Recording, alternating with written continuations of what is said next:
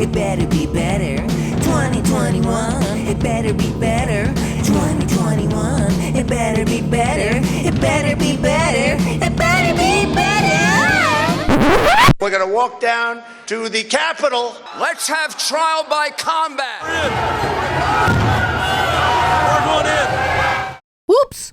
Looks like 2021 off to a shaky start, huh? The winds of change giving us a real bad blowjob. No teeth, please, 2021. Chaos is rearing its ugly white head. What an oozing bloody zit of a year! Yuck! This podcast gonna try to turn that mega frown, or is it mega clown, upside down.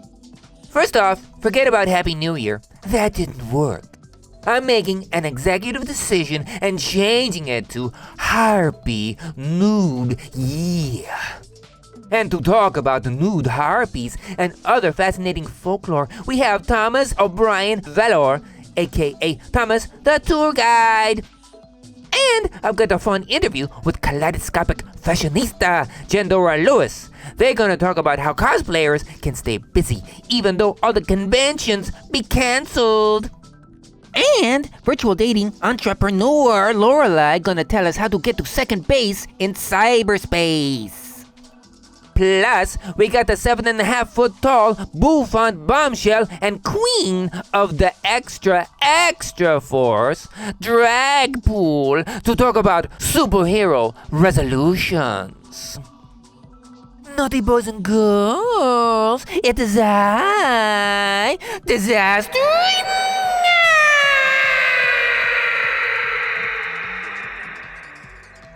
Welcome to the Tasty Earbits podcast. Here, it's all about the drag, the art, the trash, and the comedy.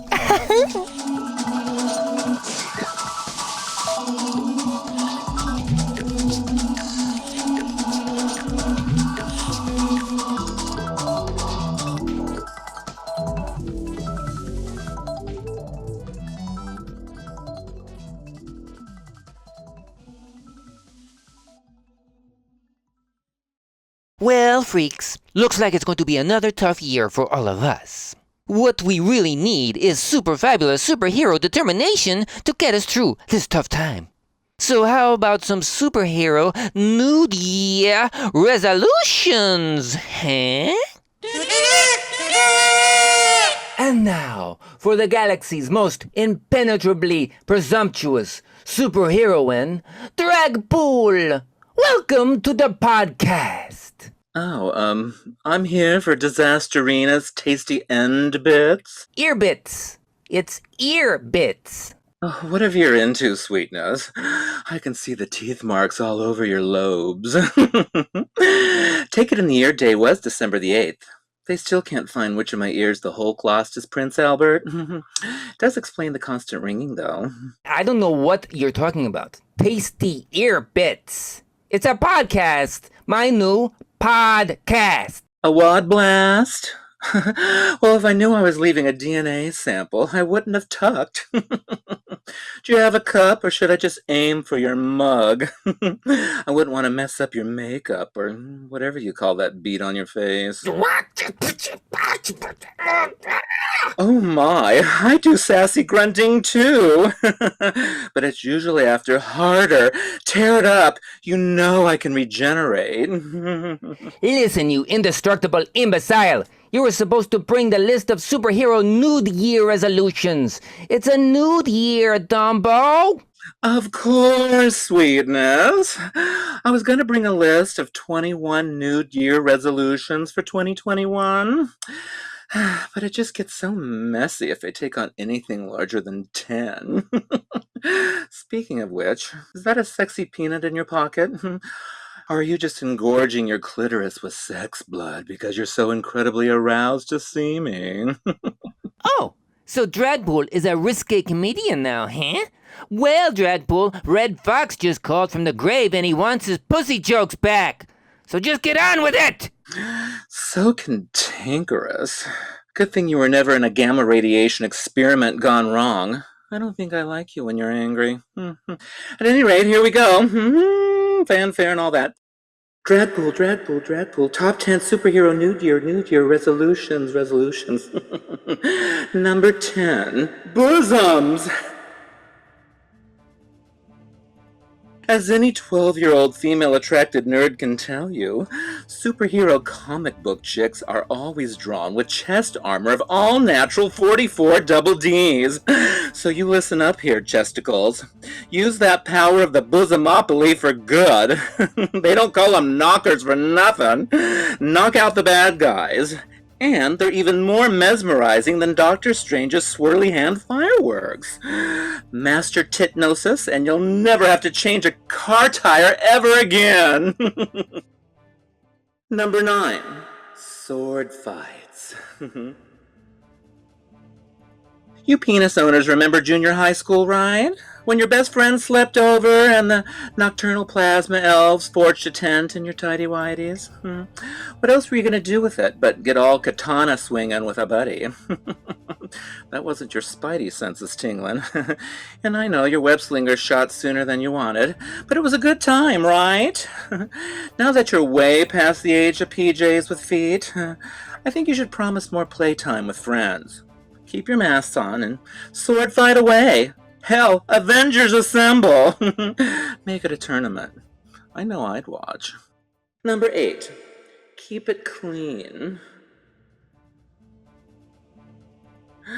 It took a little convincing, but I had Professor X add some shower attachments to Cerebro. Now, not only can I search the world for mutants who have just the right equipment, but I can also keep my lair cleaned, if you know what I mean. No one likes a poopy party, or is it a party pooper? Well, you get my drift. If shit happens, it's all good. But some fiber, lots of water, and exercise keeps everything moving and avoids that awkward moment when someone you know more by a screen name than a real name. Yes, I'm talking to you, Logan down arrow 1, 2, 3, 4. I'll see you next time. Anyway. Number 7. This one is for the cosplayers. How do you manage puts parts in spandex? So much pressure to wear a dance belt so that no one can see if you're a red hood or a shiny helmet. I think it's all dick shaming. Does Thor hide his hammer? Does Okoye camouflage her spear? No. They bear them all with pride. If I can't make out your veins like a topographical map of Asgard, then you're doing it wrong. And I'm talking to you, Captain America. We all saw that iPhone photo slip on Twitter. Now we know why Peggy Carter waited for time travel just so you'd return. I want to see that weapon outlined as clear as Peggy's memories. Number 6. Follow me on TikTok. And watch the videos all the way through. It's how I get TikTok points, or something like that. Follow me on all my social media, really. I respond to all the comments. I took a brief hiatus because the world was coming to an end, Trump and COVID and depression and having money for rent and groceries. Anyway, I'll leave solving that real chaos to superheroes without commitment issues. If the world is gonna end my life, I'm inviting over my bait buds for pizza and video games and a circle jerk of power. But since it looks like we're all gonna live for another sequel, go ahead and let me amuse you. I'll amuse you hard. On to number 5.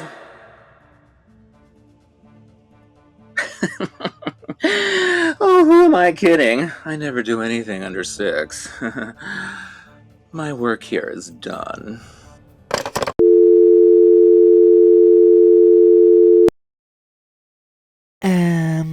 Thank you, Dragpool.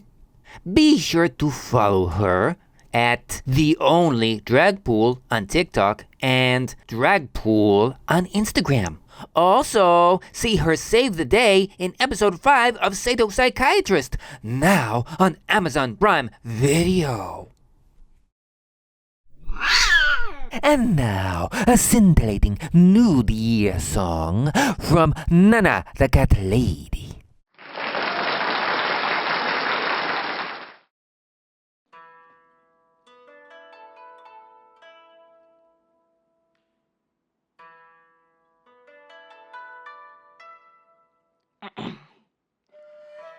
Long ago in China, the Jade Emperor, the King of the Heavens, decided there should be a way of measuring time. He sent a message to all the animals to participate in the race on his birthday. And the first 12 winners of the race would each win the honor of getting a year named after them. The race would be a long and hard one, passing through a densely wooded forest and a wide river.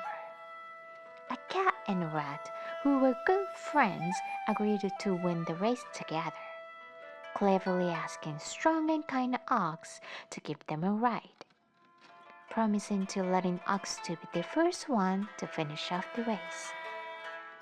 As they were crossing the river, the cunning and competitive rat pushed the cat into the water. After the ox crossed the river, the rat jumped off and won easily. The ox a close second, the first and second animals of the zodiac. Okay, this story is a bit long, so I'm gonna fast forward a little bit. You can ask Google about the rest of the story.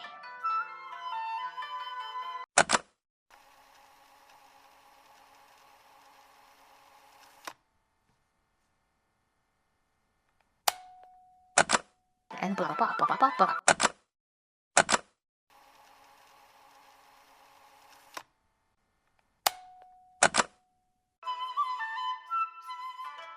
The pig was named the 12th and the last animal of the zodiac.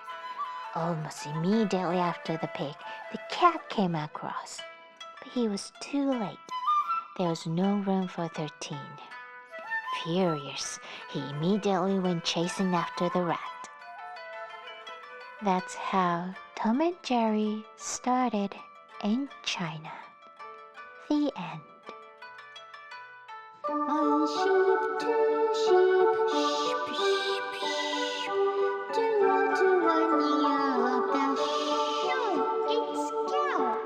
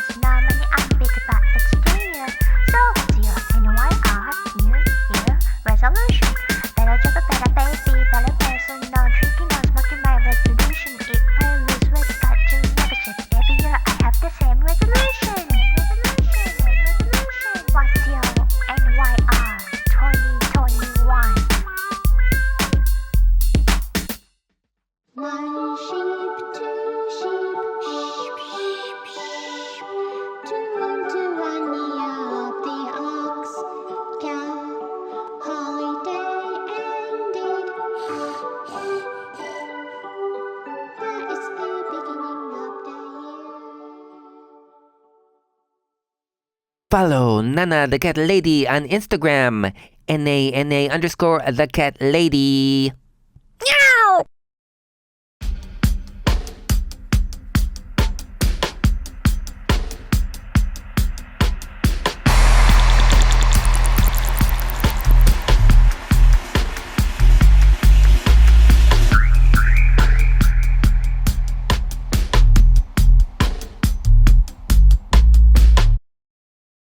I love People who create their own worlds. And there is no other world more fun, flamboyant, bedazzling, and colorful than costume creator, fashion designer, anime superfan, and cosplayer, Jandora Lewis. Jandora, welcome to Tasty Ear Bits. Thank you for having me. I'm so excited. Woo! It's great to have you on here. As you know, Jandora, I do a lot of conventions, Monsterpalooza, the Oddities Expo, DragCon, and Comic-Con in San Diego, just to name a few. And no matter what convention, I can always see you coming from a country mile away.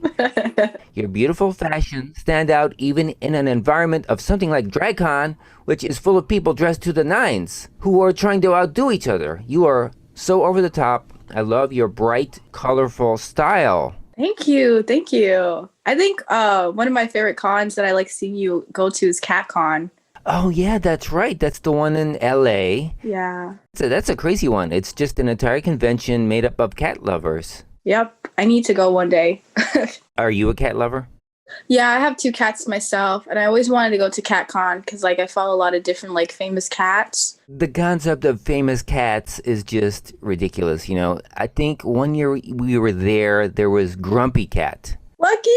Who was just like a deformed, like, sad little 3-pound... Dwarf cat. It's kind of weird because, you know, this cat doesn't even make any movement or expression at all. And you almost feel like it's just a stuffed cat or something. She is so cute. I'm a big fan of hers. So when she died last year, I think she died, I was like really depressed.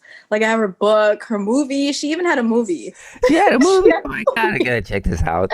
I have to check it out. It was so funny. I love her. So you use every color in the rainbow and even colors that aren't in the rainbow, and you put it all together and somehow it makes sense. It's totally invigorating. Everything you do is refined and beautiful and fantastical.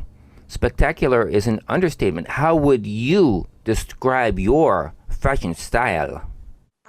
My fashion style is like all over the place. I don't even think I fit into one box or category because I love so many different styles and I take inspiration from like so many different places.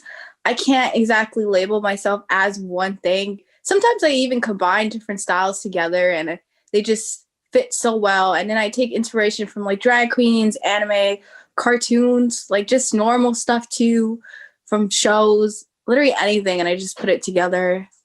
I can't really put myself in a box or a label. Not even a Jandora's box? Yeah, Jandora's box. I can definitely put myself in Jandora's box because you just don't know what's going to come out the box. And I think that's what makes it like so like, wow, what's going to happen next? Because you never know. I invite everybody to go down the Jandora rabbit hole on Instagram because every frame, every picture you have is really just full of color, and there's all these crazy accessories, and there's like fun fur, and there's stripes, and there's buckles, and there's things glued to your face, and it's all super duper duper colorful and sparkly. And where does this come from? Where did you start wanting to do fashion like this, and what are your influences?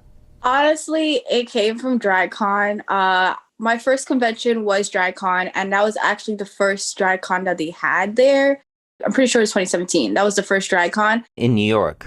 Yeah, first one in New York. And that was my first time going, and I went by myself, and it was like so magical. Everyone just dressed how I always wanted to dress and to express myself. So just seeing everyone just walk around so confidently and everyone just was like having fun and enjoying themselves. So after I spent the weekend at DragCon, afterwards, I'm like, okay, so why don't I just do this every day? So I slowly started to incorporate all different styles and I started to express myself more. And then I started to receive support from other people, and that's how it really started. So I would always give my credit to drag queens because they're the ones who like help push me to the max. Drag queens, their minds, they do whatever they want. And I just love that. They just do whatever they want. And a lot of stuff don't make no sense, but it still looks good. And then that's what I like about it too. It doesn't have to make sense to look good. I like that description a lot. That's kind of what my style is all about. What are in particular the drag queens that you remember and have been inspired by that are just crazy and wonderful, besides me? Yeah, besides you, because I love visiting you and Abora. You guys are one of the reasons I keep going to DragCon. Some other queens, I really like Dragula queens a lot because you guys kind of just do whatever you want. And I love all the concepts behind it. There's a lot of local queens that I follow that have amazing outfits and style. Some of the Rue queens I do really like, and I really do enjoy their styles and their fashions. I'm just trying to think about like who exactly. I don't know. I just get inspired by almost everyone. So it's kind of hard to pick. Well, do you consider yourself a drag queen? That's a great question. I don't know. I mean, like, I don't mind if people label me as one. I don't really say I am one because, like, I don't go out to perform like drag queens do, especially because of Corona now. But, like, I do dress like them sometimes. My makeup is not like that exactly. Sometimes I do drag makeup, but I don't exactly label myself as a drag queen. But I don't really mind if people refer to me as one. I'm not really involved in the drag community. I'm more like a spectator that, like, looks and supports. So you're more of a fashion designer, I guess. Yeah, or just someone who dresses up, I guess. I just dress up. Just a spectacular, magical creature, that's all. I'm just here existing. Yeah. You have so many different looks, and just for like a couple that I skimmed through on your Instagram, I really love the pineapple party cow. For some reason, that just like, I just thought that was spectacular. And then there's another one called the Queen of the Royal Deck of Cards that you did for some kiddies carnival. Can you describe that one?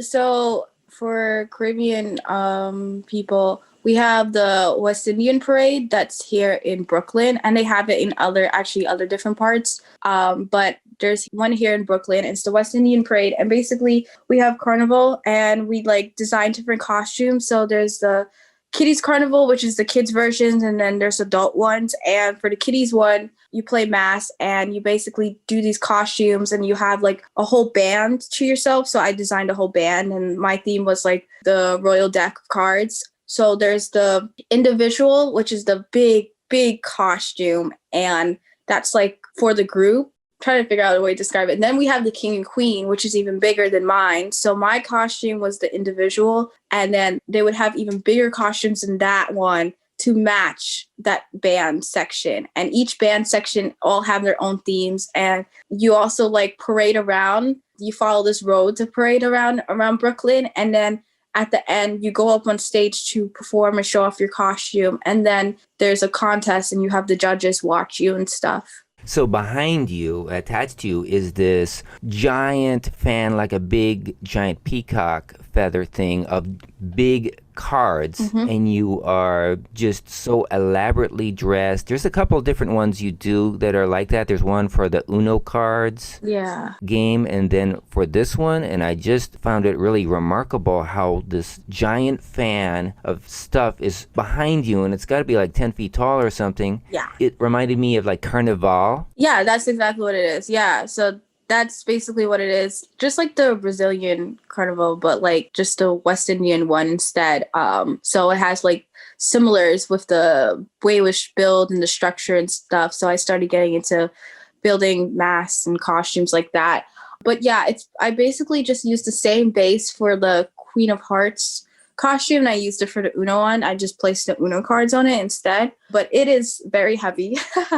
Every time when I wear it, my shoulders end up swollen afterwards. And even when I was modeling for the Uno one, I like literally fell because it's a fan and the wind decided to be extra strong. And I weigh like nothing. So it's like a feather just holding a fan. So of course I'm gonna blow away. So it was very interesting wearing that costume twice, but just two different versions of it. So I would love to play with it more and hopefully develop it even more, maybe make it bigger one day. We'll see. What is the best place for people to see your designs? It would definitely be Instagram. That's the best place because that's where I'm most active on. Is Jandora's _box_boutique. So Jandora's Box Boutique. JANDORAS and all that. Yes. Good. So what is your favorite custom look you have ever done? Wow, that's a hard question. I feel like every time when I put on a look, I'm just like, wow, this is my favorite. It feels so great in it. It looks like every one you do is your favorite one because you're having so much fun. Yeah, I think as long as I have fun in my costume and I feel confident in my outfit, then it's literally my favorite because I look at it, I'm like, this is my favorite. But then I look at the other one, I'm like, no, that one's my favorite. And then this one's my favorite. So it's kind of hard for me to choose because I like all of them. And then I also like seeing people's reactions to it. So it's a lot of fun. I do really like doing clown looks. I think clown looks are a lot of fun.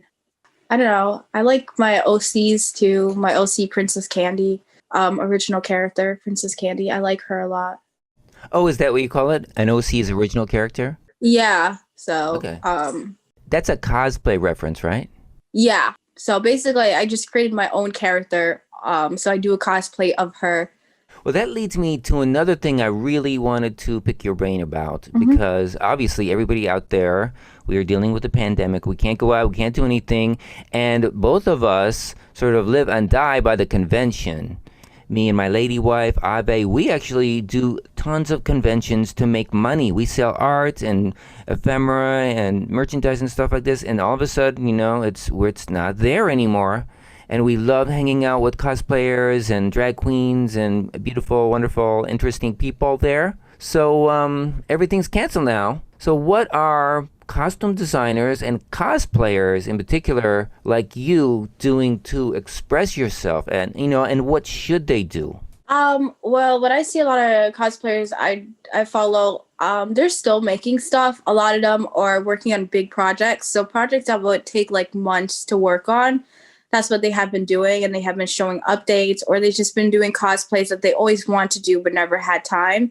So what I think a lot of people is taking advantage of this time that they have to do things that they always want to do, but they just never had time to do, or they're just working on new skills like wig styling, learning how to use foam and stuff. So I think everyone's kind of like prepping for whenever future cons are coming back. So their skills are all like really clean and good. So I'm excited to see like everyone's cosplays when cons do come back. But I think a lot of cosplayers and other people like designers and stuff like me are using like TikTok, which is a really good way for exposure, honestly, because I see a lot of cosplays on there and cosplayers are doing really well in there. And that also gives you another reason why to cosplay, because you would want to make TikToks there, and then you kind of get like a fan base there too. So you would have people like looking forward to your next work. So I would say the same for like costume and fashion design, because I do get those on my TikTok too. And then also Instagram, once you like finish making those outfits and stuff, like posting on Instagram, it helps you keep in contact with a lot of people and just keep up, especially during this time, Corona.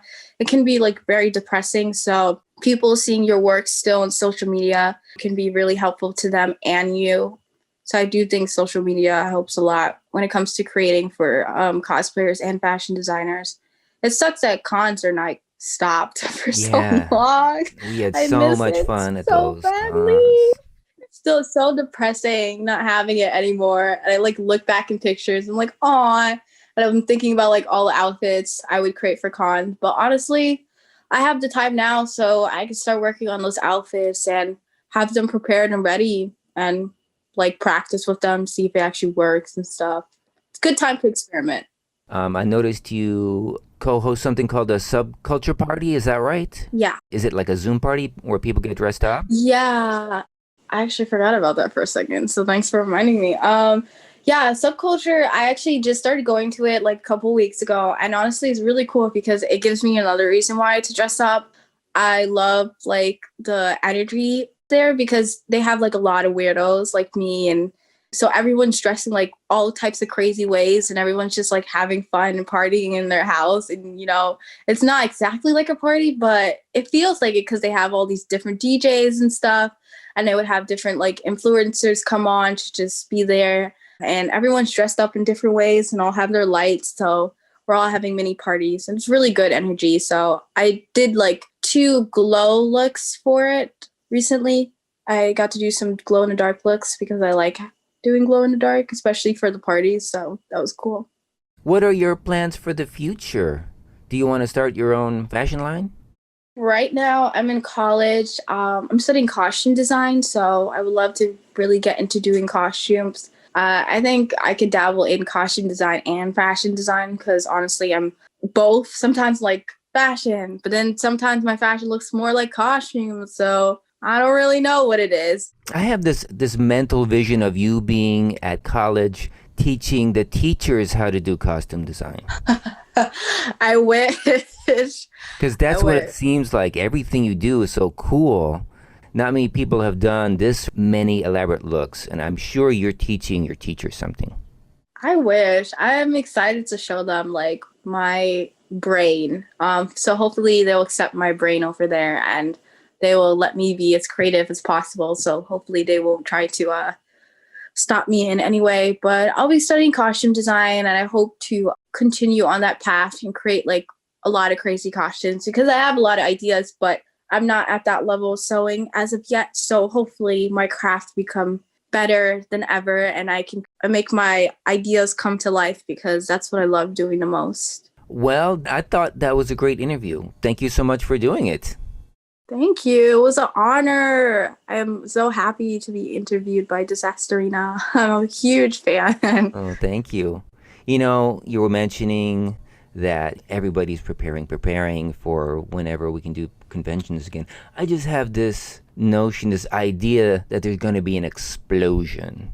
Once the restrictions are lifted, there's going to be DragCon, and people are going to be wearing outfits that are like 20 feet tall, and there's going to be like people levitating and stuff. It's just going to be madness, just like an explosion of creativity and color and loveliness. That's what I'm hoping for, because I'm seeing everyone doing stuff and they're creating like amazing stuff, and I'm like, wow. So I'm excited to go to conventions and just see everyone just like bring out their fullest. I'm gonna cry. Once I reach there, I'm like, oh my God, I didn't think this would happen, because I don't know how many more years we would have to wait until we go to conventions. So I bet everyone's gonna be like very emotional, and I only get to see some people at cons, and that's the only way for me to like see them. So I'm gonna be very excited to meet up with people I haven't seen for a while.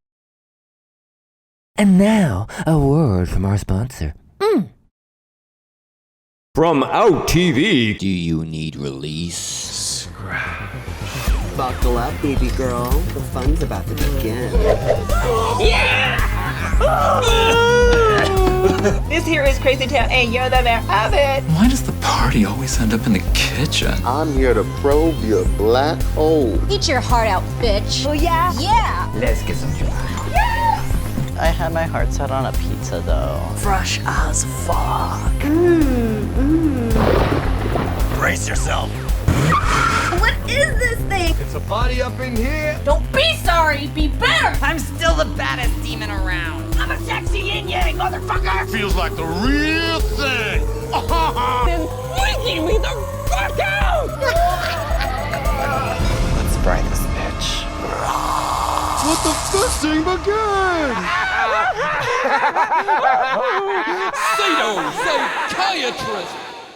Now on Amazon Prime Video, only $2 each high-def episode, starring Bitch Puddin', Sean Forrester, Foxy Ajwe, Ave Rose, Clit Eatswood, and Disasterina as Dr. Sato.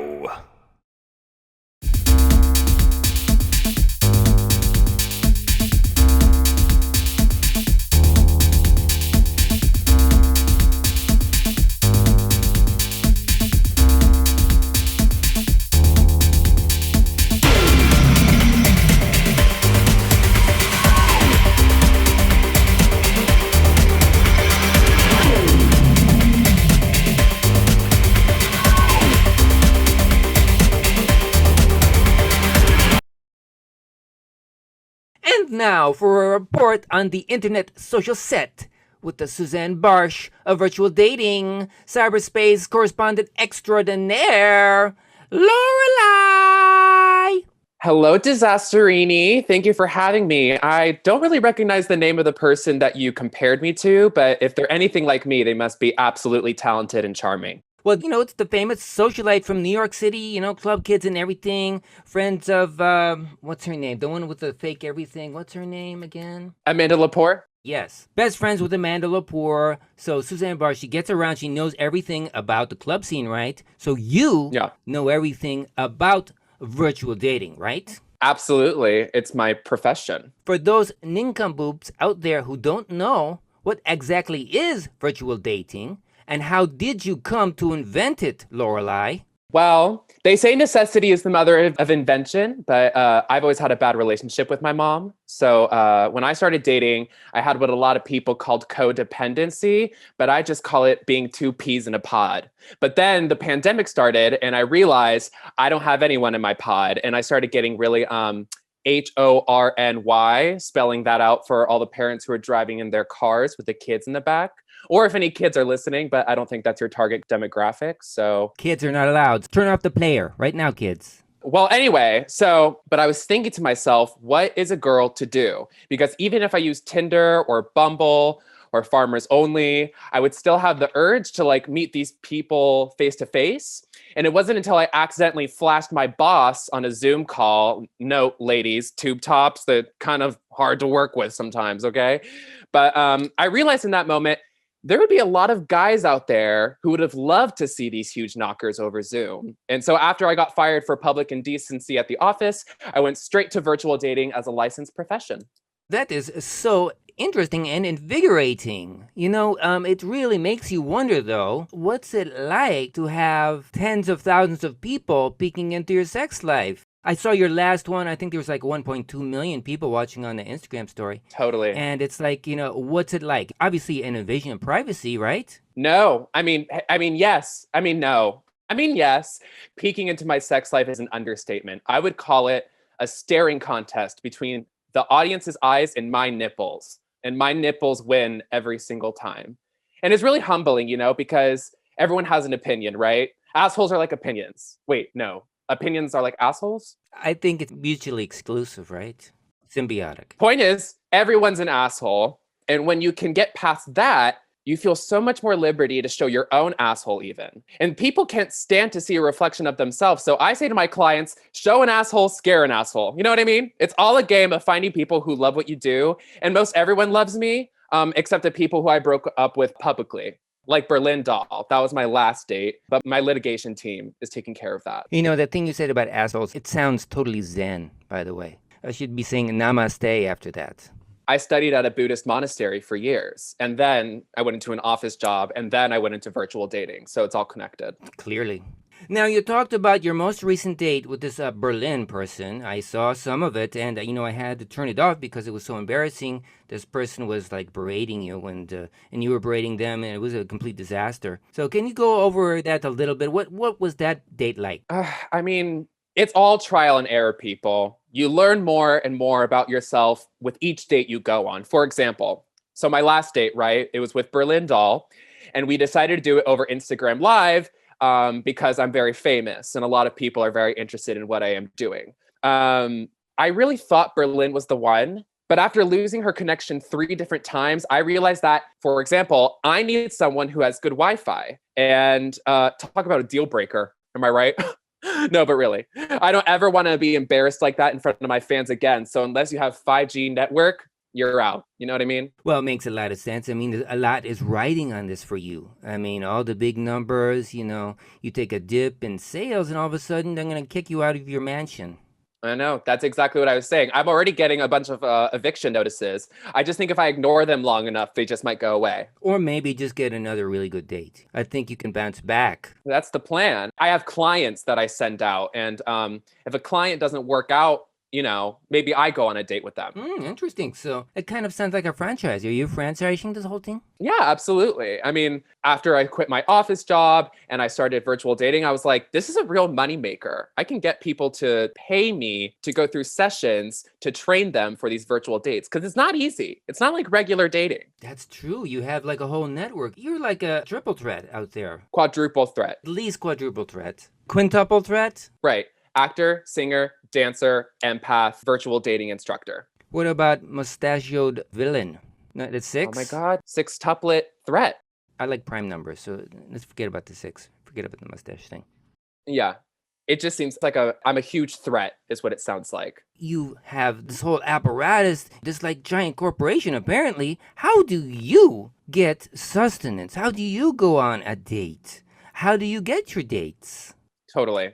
I'm so glad you asked Disasterina, because too many people think that virtual dating is one size fits all. But the truth is, you have to find what works best for you. You know, for example, if you're kind of ugly, say anywhere between a 6 and a 2 on the attractiveness scale, I would recommend Zoom, right? Since you got a little bit of that glitch grade to soften your features.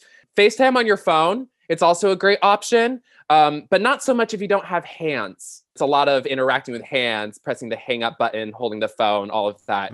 But if you're famous or a celebrity like me, that's how I get a lot of my dates. I just get a lot of DMs, a lot of fan letters. But that's the thing, you get lots of them. You probably get like 1 million fan letters every day. So how do you choose? Well, I have to sort through one at a time. I have a list of must-haves and wants. You know what I mean? Because you have to have a little bit of room for compromise. You're never going to find the perfect one unless you're finding me. And so that's where the crystal meth comes in, right? Well, what happens then is I put my dates through a rigorous intensive where they battle to the death until one of them wins. And even then, it's a toss-up, because what if I don't like his hair or something? Exactly. You know? If you don't mind a sports euphemism, right off the bat, I need to know, what is first base, second base, third base, and home run, or better yet, grand slam in VD? And I like to call it VD rather than virtual dating because it sounds funny. I love that you're calling it VD. I'm going to have my lawyers contact you to see if I can license that. Too late, VD.com, I got it, already got it. But as for your sports analogy, I don't really understand because I've never really played sports. I wouldn't really say it's anything like bases. I would actually compare it more to football, maybe, where there's like quarterbacks. If you give me a quarter, I'll be on my back. You know what I'm saying? Okay. What does the average person do if they want to go on a virtual date? What is the first most important tip you need to know? That's a great question, Disasterina. I would say the most important tip that you need to know is that you need to be yourself. A lot of people say that, but it's true. You have to be an open book. That's what I would say, because unfortunately, we live in a society that tells us that intimacy is bad. You know, like no intimacy. That's my impression of what society sounds like. And to that, I'm like, actually, yes, intimacy. How about that? And that's a huge part of my training with my clients. You know, it's breaking your boundaries for a better you. I like to say to them, all that stuff that you're comfortable with, all that stuff that makes you feel good, it's garbage. And when you sit in garbage long enough, you stop smelling the stink. And trust me, you smell like really bad. You know what I mean? I like to give my clients deodorant as an initiation because not only is it great on a first date, but also I cannot stand the smell of comfort zones. So I just like to, you know, break them out of it. That's where the magic happens, you know? That's some pure wisdom right there. Just dynamite. Important information we all need to know in 2021. The vaccines are not even distributed or anything, so we're going to be having VD for quite a while until it goes away. Well, and I hope that it doesn't ever go away, because otherwise I'm going to lose my business. I mean, imagine if people start going on dates in person again. What's going to happen to me? But I think this new venture of yours, competitive virtual dating, is going to live beyond this pandemic. Can you explain a little about competitive virtual dating? Well, as I mentioned before, when I virtual date, I like to put my dates through a rigorous intensive where they battle to the death until I find one of them. And I've applied to lots of reality TV shows. I'm talking Survivor. I'm talking Jeopardy. I'm talking Teen Mom. I am talking Dance Moms. I am talking all the mom shows. I've tried them all. And I've been rejected every single time. So I thought to myself, you know what? I'm just going to start my own. So what I do is I take 10 lucky contestants and I put them on an island, but on different parts of the island so they can't communicate with one another in person. And I give them all a tablet device where they can date each other. And if they successfully match, they have the potential to get off the island. But otherwise, I keep them there until they expire. Yeah, some of them don't make it, but I'm not allowed to talk about that right now because my lawyer tells me I'm not allowed to. So Is there a national rating system for this? I mean, is there like a sort of like a pyramid of survivors that go to the pinnacle to the top and they win a prize or something? How does it work? I kind of like to use the Senate as a model for how I draw in my contestants. So I like 2 from each state across the United States. I'm looking to go international, but I'm thinking that might be like season 3 or season 4. We're still working with the smaller budget. So 2 representatives from each state go into a preliminary round. And then once I decide who I hate and who I like, I'll put the ones that I like on the show, or the ones that I hate if I really don't think they're going to do well. Okay, so that would work, barring an insurrection, of course. I haven't had an insurrection yet, but I know we just had one, so fingers crossed. Well, thank you, Lorelei, and good luck with your exciting ventures. How can people out there get in touch with you, Lorelei? Well, I've blocked everyone from reaching me through my cell phone, so that's not going to work. But you can follow me on Instagram or Twitter at Yes Lorelei. That's YES. Lorelei. A lot of people have trouble spelling that. Don't know why, but I'm not taking it personally. You know what? So few people get to go on dates with you, and so many people want to. Why don't we do, or you do, somebody do, talk to your lawyers about it maybe, about doing some sort of contest where people can win a prize to go on a VD with you? Disasterina. That sounds like a great idea. It's pronounced Disasterini. You! Yes, you can win a fabulous date with Lorelei. Just send a picture of yourself and your measurements to Lorelei the Drag Queen, one word, @gmail. Lorelei is spelled Lorelei. I know, why would she spell it that way? Eesh. If you are selected, and if you survive the date, you will receive valuable prizes and be interviewed on this podcast. Wow!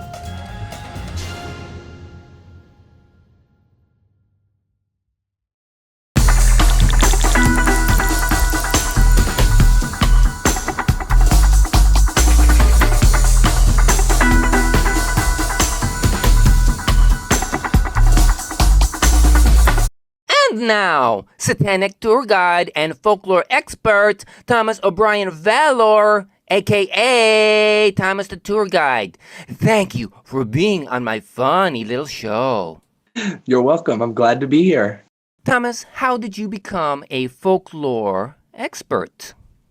Well, I'm the type of person that always wants to know the roots of everything and the roots of history. So I teach people about witchcraft and I love learning new things. So when it comes to the occult and when it comes to mythology, oftentimes the best places to look are to the original stories that come from the different peoples themselves. And a lot of the times the crossover from mythology goes into a lot of other things. So you end up learning about a lot. In order to understand mythology, you have to understand a lot of other things. Well, I would guess history and sociology and all that stuff. Is there like a main area of interest you have? Do you focus it a little bit, or you just love all of this stuff? You know, I love everything. And part of what I do is I help other people find their paths. So I do have to know a little bit about everything. So if somebody asks me a question about something, I always have to be prepared. You know, people always talk about cultural appropriation like it's some new debate, but this is a debate that witches have been having for a long time. Being able to, you know, share and borrow with other cultures and cultural exchange without like screwing people over. And witches, we always like to learn about all types of different things, even if it's not something that we're directly connected to. So you are a witch. Why aren't you not a warlock? That's a very common question. Because I'm a tour guide in Salem, you know, a lot of the people that I talk to don't know anything about the occult. And one of the first questions that I often get is, isn't a dude witch a, you know, wizard, a warlock, or something like that? Well, I'm very common. I'm very common and stupid, so just get used to it. Well, no, it's a good question to ask because there's probably a lot of people wondering that in the audience. And the easiest way to explain it is to like compare it to other religions that people are more familiar with. So like I know when I was a kid, I was exposed to like Christian stuff and Catholic stuff. And most people are familiar with the idea that in most older religions, men and women would have different jobs. So with Catholics, like the dude is a monk and the woman is a nun. Nowadays, you know, more recently, people want to get more into, you know, the idea that men and women are totally equal, and that there isn't really much difference in their jobs and their titles. And witches were a little bit ahead of the curve on that. And it was kind of since the hippie era, really the influence of the 60s and feminism around then is when witchcraft got really, really popular in America. And one of the most important things about it was that, men and women are totally equal. People with different, gender identities and, people with different sexualities are welcome. So the idea that we're all witches caught on. So kind of around the hippie era, male, female, non-binary, whatever you are, we're all witches, and it's also kind of a way of reclaiming the word. I love it. Thank you for clarifying that for our wacky audience out there. Thomas, the real reason I have you on here is just, something feels weirdly different about 2021. Something strange is afoot. There have been numerous sightings of bizarre creatures in the early days of January here. Many accounts of fantastical beings scaring the pants off of our citizens. The public is understandably alarmed about what's going on. Thomas, is there something special going on here in the new year?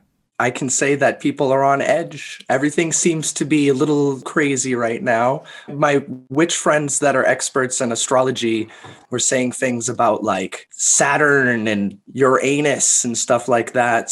So I don't know. I'd watch out for Uranus. That's a really good advice, definitely for the listeners of this podcast. But the new year, it must be some sort of special time for folklore tales. Is there some special paranormal activity or anything that's sort of centered around the new year itself? Conceptually, a lot of ancient cultures would look at the new year as a time of renewal and purification, out with the old and with the new. The way that we think of spring cleaning kind of concepts nowadays. This is more in ancient times what you would do around the new year. Get rid of all the old stuff and kind of empty out your house, sometimes literally with ritual and things like that. And you can see these also bleed into other holiday traditions that nowadays, some of that goes to Christmas time traditions and around Yule and stuff like that. But for some cultures, it's a little bit later and even a little bit past New Year because of the influence of Christianity and the Epiphany. Today is some sort of random, it's like the baptism of Jesus, I think. Mm-hmm. Today is the day that Jesus got baptized or some shit. So yippity-doo. Oh, wow. Let's have a little party. Who knew? I actually did just hear some conspiracy theorists and some of those crazy people on the internet that believe that Satanists are controlling the government and stuff. And we're not, don't worry.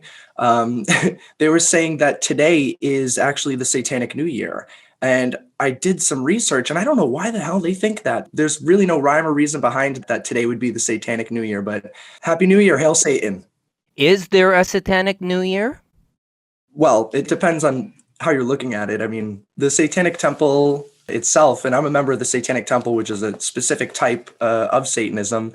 There's basically our own codified holidays that kind of have their own meanings. And Lupercalia is coming up in February, and that's centered around Roman traditions that go back to purification rituals that are really similar to New Year's traditions. But that, that's it's not necessarily the New Year, but it's culturally and historically similar to New Year's traditions. By the way, everybody should come to tstvhq.com.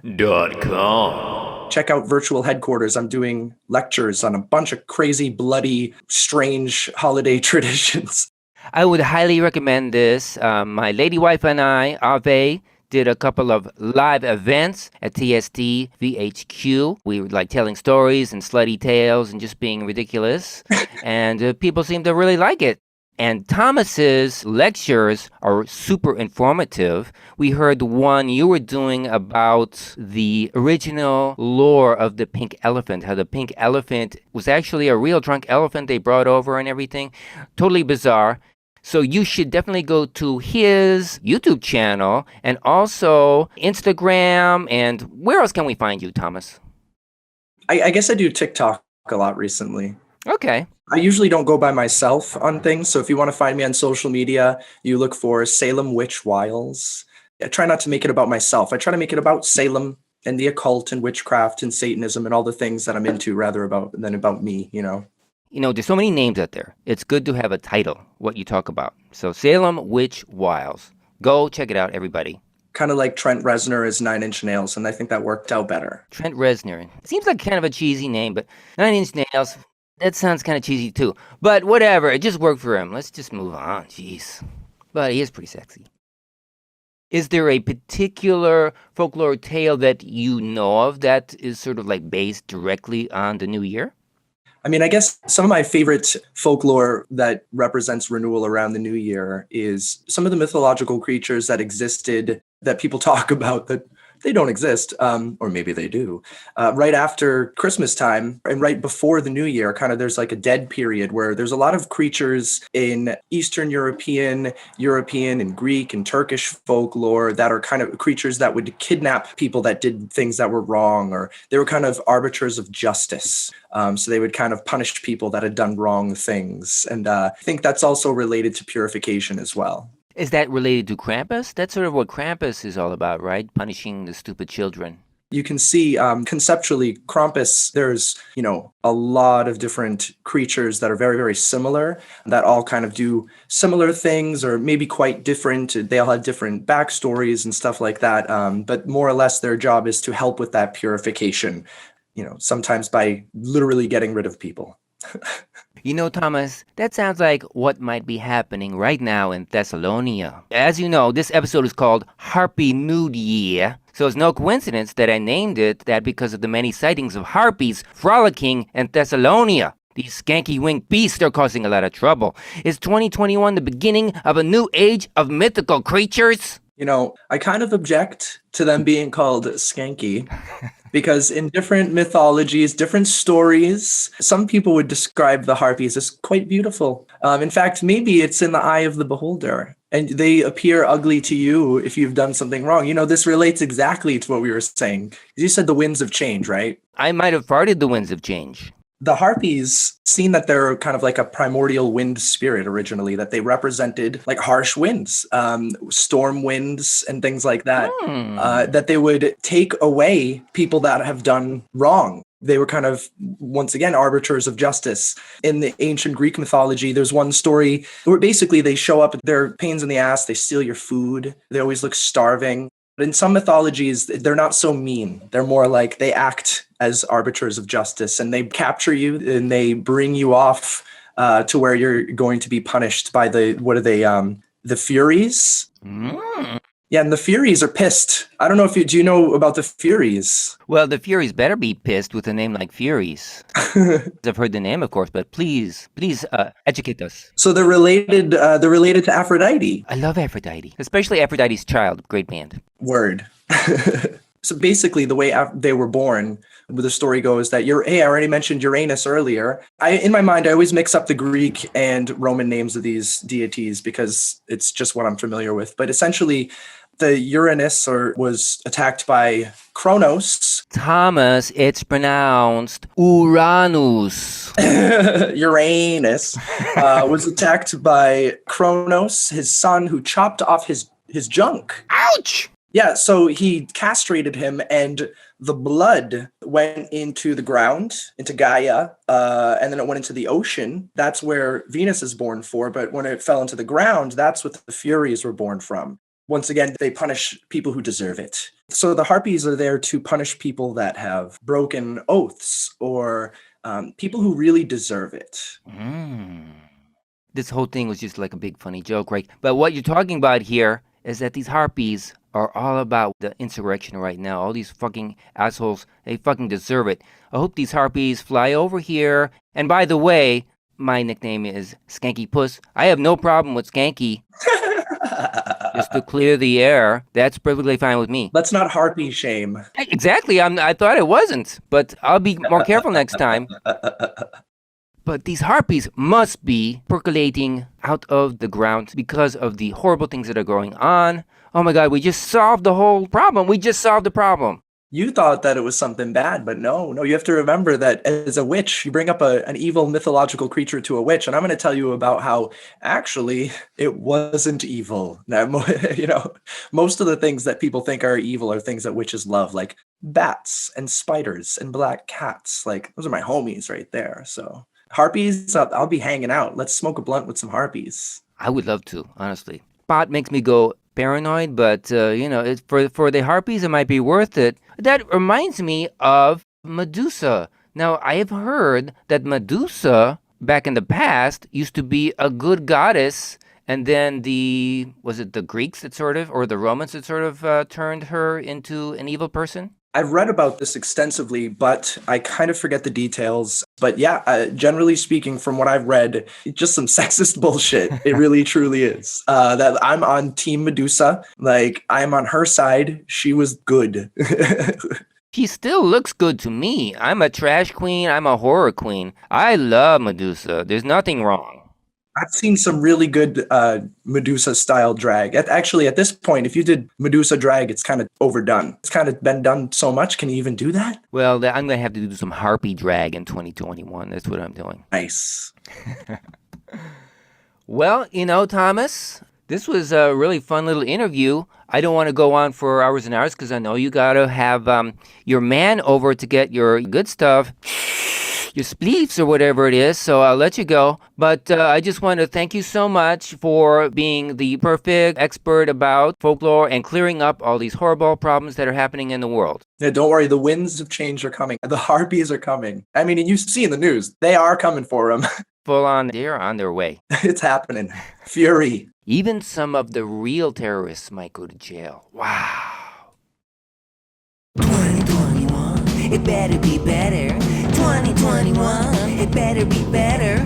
2021, it better be better. It better be better. It better be better.